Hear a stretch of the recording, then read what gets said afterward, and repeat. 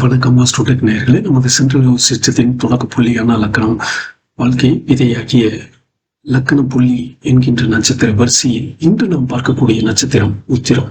உத்திரம் என்பது பொது நிறுவனம் போன்றது. ஒரு முறை வாக்கு கொடுத்து விட்டால் அதை வேலை கொடுத்து காப்பாற்ற வேண்டும்.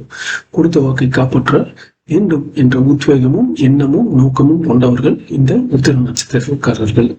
வாக்கை நங்கூரம் போல நிலைநிறுத்த ரொம்ப முயற்சி செய்யக்கூடிய நபர்களாக இருப்பார்கள். வெறும் படிப்பு பட்டறிவு டிகிரி மட்டும் போதாது என்றும் அல்லது ஒன்றில் ஒரு துறை சார்ந்த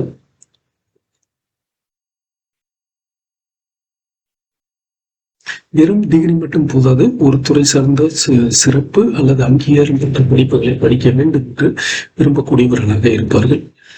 இவர்கள் தொழிலாக வழக்கறிஞர், நிர்வாகம், நீண்டகால திட்டங்களை செயல்படுத்துவதில் இவர்கள் கில்லாடிகளாக இருப்பார்கள்.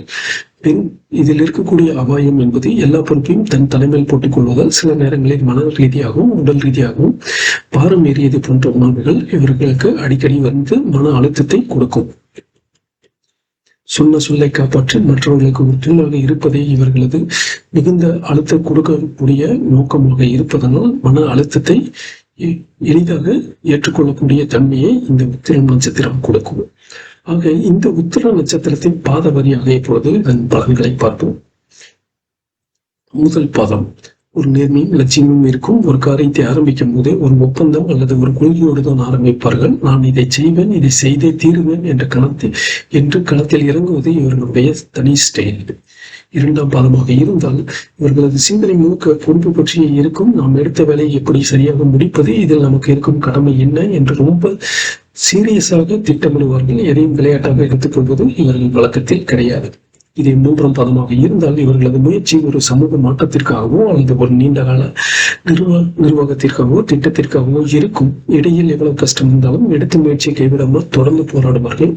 மற்றவர்களுக்காக உழைப்பதில் இவர்களுக்கு திருப்தி அதிகமாக இருக்கும், நிம்மதி பெருமை இருக்கும்.